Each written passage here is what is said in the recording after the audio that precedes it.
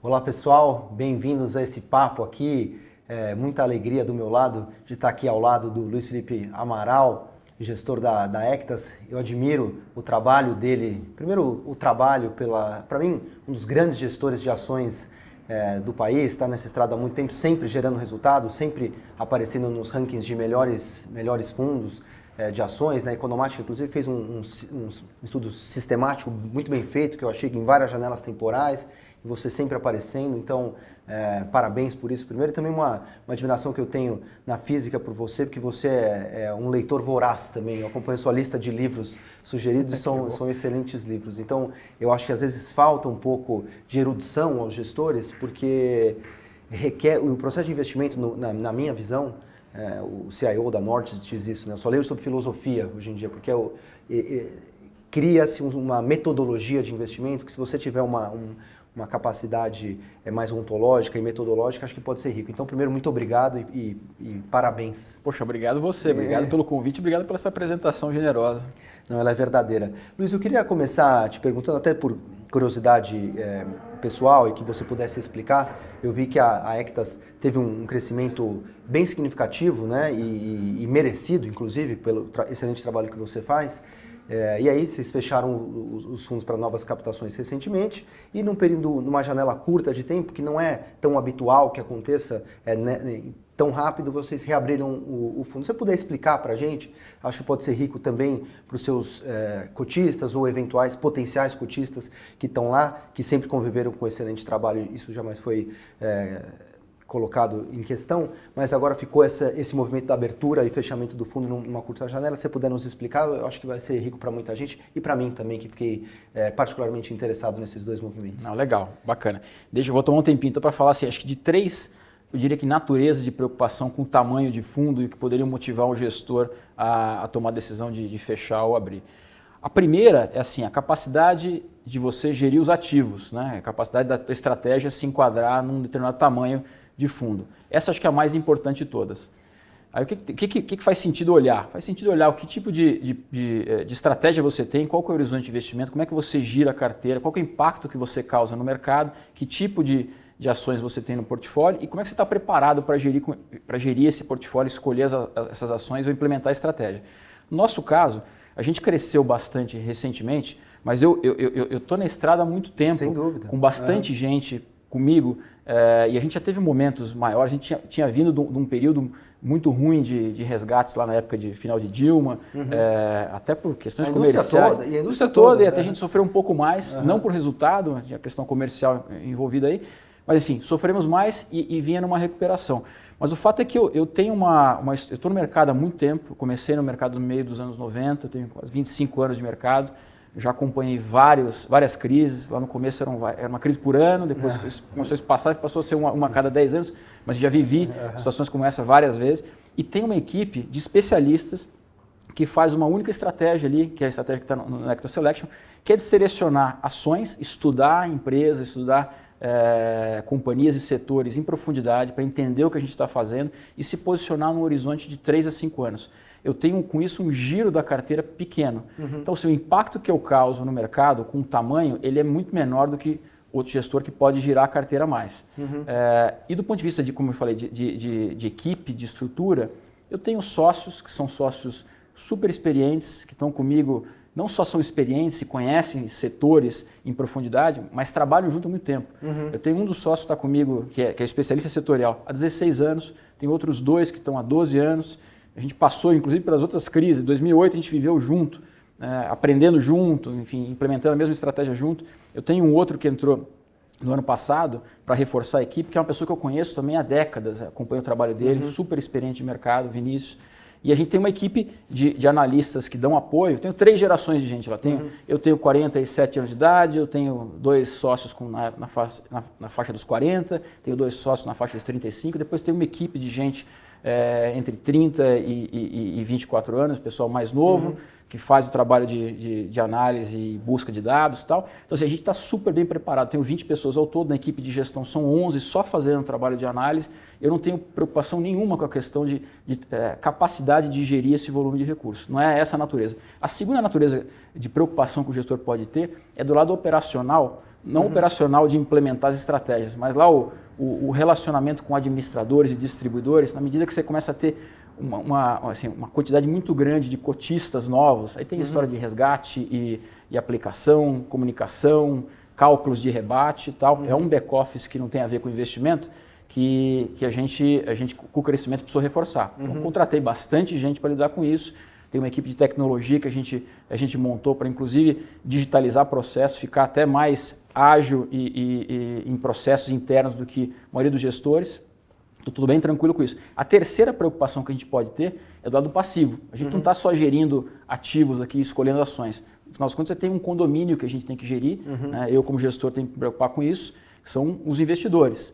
E o que aconteceu foi que cresceu rápido no ano passado. É saudável para um fundo, um condomínio, você ter investidores entrando ao longo do tempo em cotas diferentes. Por que isso? Porque eu não quero ter, idealmente, muita gente insatisfeita. O cara entrou no final do ano, aí pega uma queda como essa, tem muita gente insatisfeita. Né? Então, assim, é interessante acontecer ao longo do tempo.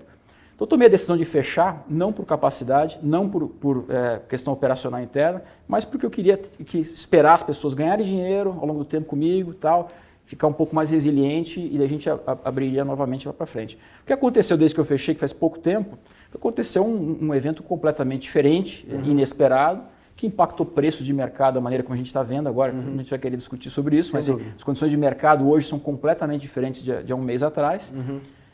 Na minha visão, dá oportunidade de um investidor que tem um horizonte de longo prazo fazer um posicionamento num ponto que historicamente se mostra super interessante. E do ponto de vista de qualidade de passivo do investidor, que é aquele cara que entende a sua estratégia, confia em você, é o melhor momento para captar. Entendeu? Porque assim, a gente está com um momento de incerteza, o mercado caiu, o dinheiro que entra nesse momento é aquele cara que de fato está me dando um voto de confiança muito forte. Então assim, eu gostaria muito de ter mais gente desse tipo, que sofreu uma perda, viu a incerteza de mercado, mas confiou em mim e aplicou. Então é muito saudável para a gente reabrir agora para deixar essas pessoas, eventuais pessoas entrarem. Eu tenho na base de investidores todos os perfis de investidores. Eu tenho desde dos institucionais, grandes fundos de pensão, eu tenho as famílias, grandes grupos familiares sofisticados, com investimento no mundo inteiro, fora, conhecem gestores do mundo todo. E tenho, assim, mais recentemente, o fenômeno é que muita pessoa física vem aportando. A sinalização que eu tive de várias das conversas com investidores, inclusive com esses mais sofisticados, é que a vontade, informação ontem, uma dessas grandes famílias, a vontade é aumentar, querem aumentar, vão aumentar agora. Então, assim, para mim, como gestor, é muito interessante reabrir o fundo nesse momento agora. Essa razão, o negócio que pode parecer, pô, esse cara não sabe o que quer fazer, né? Fechou o fundo, reabriu, mas a razão é essa, tem uma circunstância muito diferente do ponto de vista de passivo. É o momento que faria muito sentido se a gente conseguir captar nesse momento. Falando um pouco do passivo, aqui, uma curiosidade também, como você vê, porque acho que você falou precisamente aqui, né? O cotista que conhece o seu trabalho, que confia, você tem um relacionamento próximo com algumas famílias, os fundos de pensão, e também não sou partidário dessa tese de que a pessoa física não sabe, entra muito na onda. Às vezes quem tem mais risco, né? Tem o passivo de uma família que é ultra sofisticada ou aquele outro que tem 10 mil cotistas de varejo que pode individualmente não serem tão sofisticados quanto a família, mas eles são mais esparsos, né? Então, talvez tenha menos risco de passivo, você está super diversificado. Mas, ao mesmo tempo, também tem o fenômeno das plataformas hoje, né? Então, que às vezes dá um incentivo ali para... né, sugestiona, empurra, não sei qual é o verbo mais preciso, mas que coloca, às vezes, talvez, o cotista final não tão próximo de você. Né? Então, você se preocupa em alguma medida com... Se mudou ao longo desses seus vários anos, você acha a relação e a proximidade com, ao menos, parte do passivo?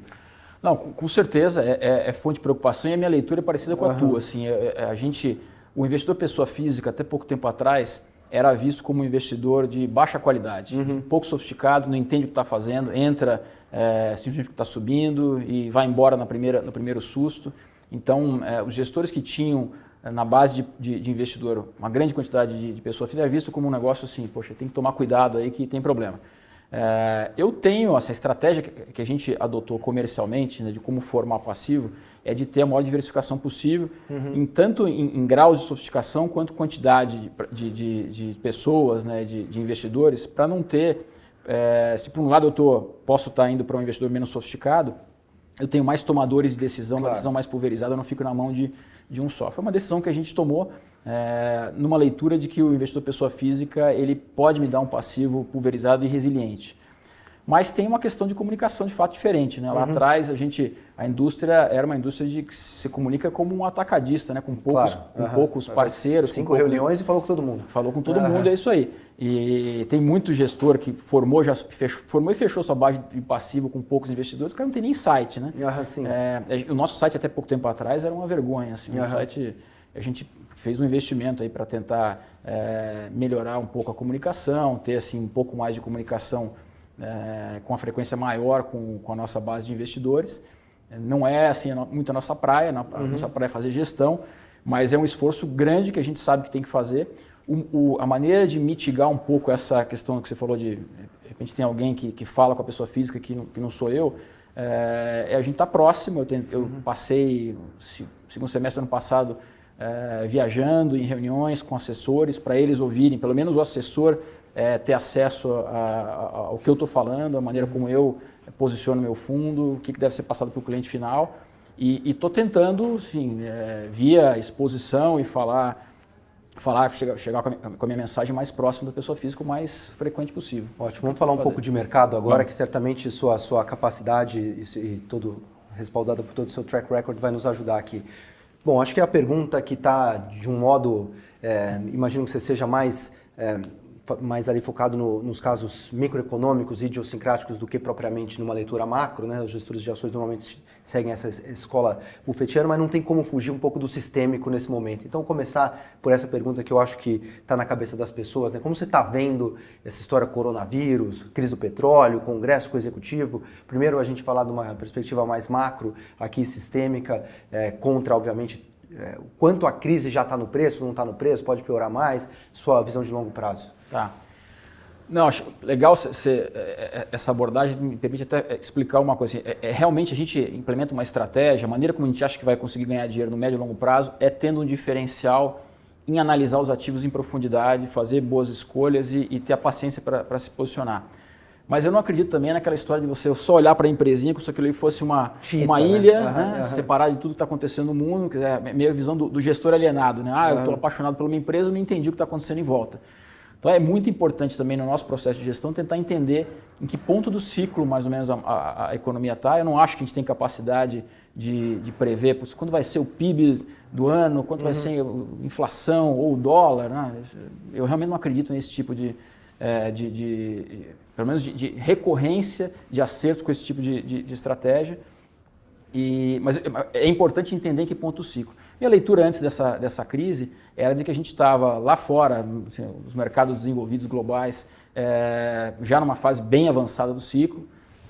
E aí, por quanto vai perdurar, é difícil dizer, mas assim, vamos dizer, fase final do ciclo. E aqui dentro, numa fase ainda inicial. A gente tem ainda bastante coisa para acontecer, mesmo com uma inversão lá fora. Minha leitura é que a gente tem elementos suficientes aqui domésticos para se sobrepor a um vento contra que aconteceu lá de fora. Essa é mais ou menos e eu uso isso para fazer gestão de risco, né? Para entender, enfim, como é que eu vou estar exposto junto com a visão de preço na minha carteira. Então, a gente usa, de fato, a questão da análise macro. O que eu estou vendo agora dessa crise, ela tem um elemento, eu não vou dar resposta assim para onde é que vai, o que vai acontecer, porque eu não sei de fato, né? A gente está vendo que é um efeito que uma pandemia, né? que vai ter um impacto na economia pontual forte, né? A gente vai ver nas próximas semanas os países da Europa quase que todos parando, assim, vários setores vão parar, esse negócio vai acontecer em uma certa medida no Brasil também, as próximas semanas vão ver todas as escolas fechando, enfim, vai ter um efeito aqui que tem grande na economia, na vida das pessoas, que tem por objetivo, no final das contas, evitar uma sobrecarga no sistema de saúde. Né? Agora, você pode ter uma reação exagerada, né, e causar um impacto econômico mais prolongado do que seria se fosse simplesmente evitar uma crise pontual. Eu não sei ainda qual vai ser o impacto disso. Mas assim, o que eu posso assegurar é que eu já vivi várias vezes no passado. Eu comecei falando que eu comecei no mercado no meio dos anos 90, a gente tinha de fato... Era uma crise por ano. Era uma crise por ano. México 95, Tailândia 97, Tigres Asiáticos 98, 99 Rússia. 99 Rússia, o TCM, bolha da internet, depois... Apagão Argentina. Depois aqui aí no Brasil. Lula, e aí foi embora. E aí teve um tempo longo que permitiu os preços subirem, juros caindo, alavancagem subindo e criou meio que um ambiente também para se tornar para se fazer um problemaço ali em 2008, depois veio o subprime e tal, e fazia mais de 12 anos que não acontecia alguma coisa grave. Em todas essas, parece, quando você está no olho do furacão, parece que é o fim do mundo, que dá para você extrapolar um cenário de fim do mundo, em todas elas. Assim, México, putz, ele pode... Eram países nos anos 90 que quebravam. O que acontece quando um país inteiro quebra? Poxa, isso pode ter um contágio na economia global de proporções homéricas. Como é que você sai disso? Né? Todas elas. A bolha da internet, que ia pegar, enfim, o efeito riqueza que era a grande sensação no momento, que acabou. Esqueci até do September 11, que eu estava lá até fisicamente no negócio. Putz, era outra, que parecia, putz, vamos viver em guerra. E todas elas. Essa é uma que a gente está agora extrapolando também e vendo putz, o que pode ser o pior cenário. O que acontece normalmente nesses ambientes de medo é que se reflete em preço, geralmente um certo exagero, que é o exagero de você precificar um peso muito grande para o pior cenário. E se diminui aqui a chance de ter um cenário não tão ruim. Então os preços acabam exagerando. O histórico mostra que nesses momentos, apesar de eu não ter conhecido nenhum investidor que conseguiu acertar o traseiro da mosca ali, o momento que o mercado virou de fato e começou a subir. Mas mesmo nesses patamares, né, patamares de medo, de pânico, para quem tem um horizonte médio e longo prazo, acaba sendo um tremendo ponto de entrada, um tremendo bom investimento. É a leitura que eu tenho desse momento também, apesar de não ter as respostas todas para onde é que vai, se acabou, se vai ter. Ninguém tem, né? Essa acho que é uma importante questão também. Assim, putz, eu até acho que as coisas podem ficar um pouco piores no curto prazo, mas a pessoa tem que estar financeira e psicologicamente preparada para isso. Não adianta achar também, eu acho, que já passou, né? Todos esses headlines que você falou aí, putz, a França fechou, a Alemanha fechou, as escolas brasileiras fecharam, você vai começar a se preocupar, eu vou preocupar com a minha mãe, né? É isso aí. Então, são essas coisas que a pessoa tem que estar preparada para ver a bolsa caindo um pouco mais e tal, mas que no longo prazo esse negócio volta. Essa não é a hora de você desesperadamente sair sacando os seus investimentos de risco. Até acho que você deve se proteger um pouco, né? Aumentar a sua reserva de liquidez, comprar $1, um ouro aqui e ali, mas certamente não é de abandonar por completo o seu plano de longo prazo, né? Eu acho sim que o curto prazo pode ficar até pior, mas que a minha tese estrutural de longo prazo, para mim, eu sigo com ela intacta. Não sei como você vê isso. Não, é a mesma coisa. Mas isso que você falou das pessoas se prepararem psicologicamente e tal, é difícil pra caramba. Para falar é fácil, né? Falar, exatamente, falar é super legal tal, e quando você tá numa outra situação, quando não tá vendo medo e tal, fala, poxa, compra na baixa tal, a baixa são esses momentos que acontecem na baixa. A baixa, outra baixa, vocês estavam falando de compra, e a gente também estava bastante positivo, era lá no final de governo Dilma, onde as pessoas falavam, viam o pânico, né? Exatamente. De, poxa, próximo passo é a Argentina, depois a gente vai virar a Venezuela, então não é fácil, e tem até um comentário que eu vi há pouco tempo atrás num paper do Alexandre Schwartzman, que é próximo de vocês aqui, falando assim, a gente tem uma reação natural, né? Dentro de cada um de nós tem lá um Australopithecus, né? No final das contas, assim, é o cara que reage ao medo, né? A gente tem naturalmente no nosso sistema operacional aqui embutido uma reação meio que medular, que aparece o medo, você corre. Né? Sim. Porque, assim, isso é importante para a nossa sobrevivência como espécie. E isso não é algo ruim, necessariamente. Não é algo ruim. A gente está aqui por isso, né? Assim, Porque a gente... Aparecia o barulho ali na floresta, corre. Depois você vê se ela é leão ou não. Né? O cara que ficou esperando para analisar... Alguns deles ficaram vendo o caminho. Agora, isso para a sobrevivência foi essencial, mas como método ou como atividade de investimento é uma reação muito ruim. Né? Você acaba... Uma vez que você, eu acho, evita o risco de ruína, né? Ou seja, assim, eu não posso me levar para uma situação de alavancagem, eu não posso sacar o dinheiro na pior hora... Uma vez que você fez isso, assim, agora não é hora de correr. Agora, isso aí. Uma vez que você conferiu que não é o leão, Talvez seja um bicho que pode me dar algum trabalhinho, mas não é um leão, não é um caçador que vai me dar um tiro, então eu posso ficar aqui quieto, né? Não é hora de correr. Acho que esse é talvez um mindset. É um bom, mas tem uma outra máxima de mercado que se fala, que é if you're gonna panic first. Né? Então assim, se você vai entrar em pânico no meio de uma crise, faça isso logo, panica logo, né? Corta teu risco logo. Porque se você for tomar a decisão você correr o risco de panicar no meio de uma crise... É corrida atrás do rabo, né? E você vai tomar uma decisão de investimento horrorosa, que provavelmente vai sair muito próximo de um bottom aqui, né? Então, enfim, é hora nesses momentos de incerteza, de dúvida, de medo do jeito que está. E quando a gente coloca a palavra morte, né? Aqui o que tem diferente das outras crises, as outras eram fenômenos econômicos, na minha interpretação, até muito mais profundos do que de agora. Nesse tem a palavra morte vinculada ao problema, né? Então gera lá o pânico total. Até o Schiller falou isso, né? Dessa dupla epidemia. A epidemia do vírus em si e a do pânico sobre o vírus, né? Aí fica uma coisa realmente... Luiz, e agora para explorar outra das suas habilidades aqui, para a gente já caminhar para o final, conta um pouquinho de algumas ações específicas que você acha que são legais, que compõem o fundo, e para as pessoas que estão nos assistindo, que têm alternativas de investir lá no fundo, depois você conta também em quais plataformas o fundo está aberto para as pessoas que gostam do seu trabalho. Eu acho que elas deveriam gostar do seu trabalho, que você faz um trabalho espetacular, mas alguns cases que você gosta, que você segue confiante, que, claro, podem sofrer um pouco mais no curto prazo, porque isso é randômico, né? Mas que, para quem tiver esse mindset de longo prazo, conseguir atravessar, você acha que vai ganhar bastante dinheiro? Tá.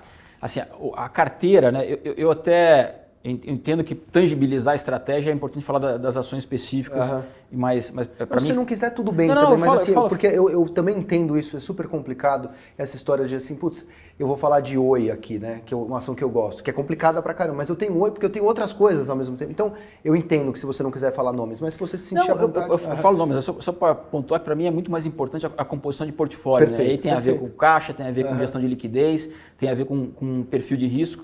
E eu geralmente, assim, 90% do tempo eu estou com uma carteira, quero ter uma carteira entre 20 e 25 papéis, que ali me dá uma combinação de diversificação com ainda, os nomes ainda são relevantes para fazer a diferença na carteira, diversificado em setores. Eu tenho geralmente umas 6 ou 7 posições que representam de 50% a 60% do fundo, são minhas posições core ali, e eu componho o portfólio com posições periféricas, menores. Daí eu posso ter empresa com um perfil de risco maior, que eu não tenho apetite para ter posição grande, ou que eu conheço menos, e estou testando o negócio, ganhando conhecimento, ou ações que tenham uma restrição de liquidez, que vão ser restritas, um tamanho bem pequeno na carteira.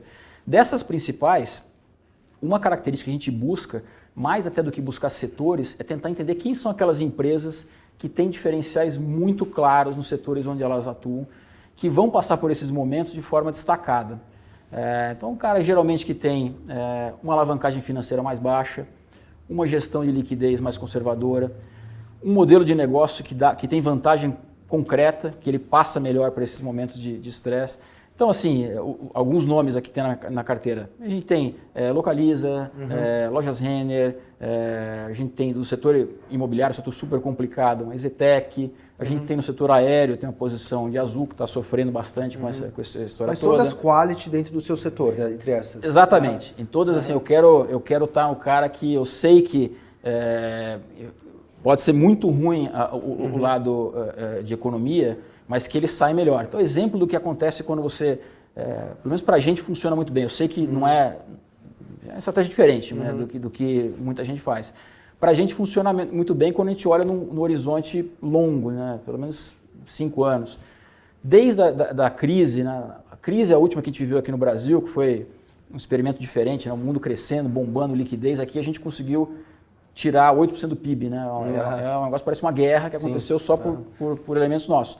Assim, foi uma recessão brutal que aconteceu aqui dentro. Desde então, desde 2016 até agora, alguns desses setores, por exemplo, o setor de aluguel de carro, estava falando de Localiza. Pô, todas as empresas, o setor fora Localiza cresceu 60%, a Localiza cresceu 160%. O cara estava melhor preparado, melhor estruturado, com diferenciais para, num momento de crescimento, ele sair com vantagem. Azul é outro exemplo. No mercado de aviação, desde lá de 2016, está crescendo 3%. A Azul cresceu 65%. Então, o cara que ganha market share nesse momento de fraqueza, ele ganha poder de precificação, é diferente, ele fortalece o negócio dele nas crises. E a mesma coisa aconteceu para a Renner, a Só Ezetec. sobre o Azul aqui, se você me permite, que eu também é uma ação que eu gosto bastante, eu queria até aproveitar, porque às vezes tem pessoas que assinam empíricos também, então compradas no case por minha responsabilidade. Como que você vê nesse momento essa grande fragilidade de demanda por viagens, evidentemente, né? E o que é óbvio, tá? Tanto que a ação acho que dividiu por 2, números grosseiros aqui, mas por outro lado também um preço do petróleo em níveis que eu não me lembro de no histórico recente ter visto. Qual é a sua visão assim para a Azul nesse momento? Eles vão sofrer no lado de demanda. Não está acontecendo ainda, tá? Mas, assim, um dos elementos aqui que leva a gente a ter a ação da Azul é todo o posicionamento, um pouco separado naquele modelo de hubs, que ele está atendendo um público diferente, cidades do interior, que ele se beneficia muito de capilaridade, a eficiência da rede dele, que está isolada da competição do ponto a ponto. Enfim, tem todo um racional aqui de fundamento, mas um dos elementos importantes é a gestão. A gente confia demais na gestão, acompanha eles até muito tempo antes deles abrirem capital, a gente tinha um acompanhamento muito próximo deles e acho que eles são muito diferenciados. Então, assim, primeira coisa que aparece lá fora, vamos entender o que eles estão fazendo. E como a boa gestão de todas essas empresas faz, primeiro assim, vamos preparar para o pior cenário. Qual que é o plano de contingência? Está tudo mapeado e a gente tem uma tranquilidade grande com eles em função disso, né? O cenário bem mapeado, mas não aconteceu ainda. Teve uma queda do internacional, que é menos de 20% da receita deles. No doméstico, eles estão impressionantemente resiliente até agora, não bateu, mas eles estão se preparando. O resultado ótimo, o último resultado ótimo. O resultado também, ele não é pega trás, ainda, evidentemente. mas foi excepcional. De novo, né?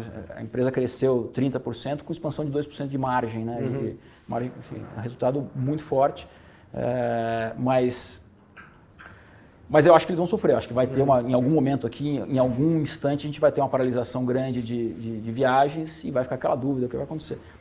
A minha única convicção que eu tenho aqui é que, se acontecer um cenário pior de demanda do que eles estão se preparando, eles vão sair mais fortalecidos em termos de capacidade de capturar market share. Por aquela dinâmica que eu expliquei no começo. Perfeito. É a empresa que está mais resiliente, que tem um modelo de negócio mais protegido e que tem, enfim, uma estrutura de capital mais conservadora e mais liquidez. Então, para a gente encerrar aqui, conta para a gente onde tá disponível o fundo, em quais plataformas ele foi reaberto e também conta algum dos casezinhos mais apimentados, que você tem uma posiçãozinha pequena. Tá, vou falar de um deles. Um deles? Não sei se ele é tão apimentado, eu tenho uma posiçãozinha bem pequena do fundo, que é uma empresa que eu gosto pra caramba, mas é aquela coisa que fica pela 1 e poucos % do fundo, que é a Panvel. Sim. É uma rede de farm. Aliás, hein? Subindo. Não negocia, não dá para ter posição maior, eu tenho lá, é muito pequenininho, mas uma empresa excepcional, que tem um posicionamento regional também super destacado, fazem um trabalho, que também, eu acompanho essa empresa há 20 anos, vi eles lá atrás tomando uma decisão de formar uma carteira de produtos próprios, marca própria, desenvolveram isso, acabaram sendo benchmark no setor e depois, agora mais recente, que no varejo como um todo, a questão do digital ficou algo importante e eles acabaram virando benchmark também nisso, né? Um player regional que conseguiu adaptar todos os seus processos internos de logística para atender a demanda digital de uma forma bem diferente do que o resto da indústria faz. Então, assim, é uma empresinha pequena que a gente gosta. Eu tenho uma posiçãozinha de BTG também, que é um tema aqui também. Que é um mais apimentado, vamos dizer assim. E o fundo está onde? Está no Itaú, está no Bradesco, está no Safra, está nas plataformas de varejo. Plataforma de varejo, ele está na PI, está no BTG Digital. O BTG Digital, inclusive, tem tanto na PI quanto no BTG Digital, tem eles disponibilizam uma versão do Equity Selection que chama Equity Selection Mão Amiga, que tem 100% da taxa de administração e performance revertida por um projeto que a gente apoia de um colégio. Então isso é bem legal lá o apoio que eles deram para a gente. Está na Easy Invest também, está na Genial, está na Guide. Está em todo lugar então. Luiz, muito obrigado, sempre bom aprender com você. Obrigado, parabéns pelo sucesso, pela competência. Vamos enfrentar aí, unindo nossos esforços, esse coronavírus e esperando que os mercados se acalmem pelos próximos dias e semanas. Um grande abraço.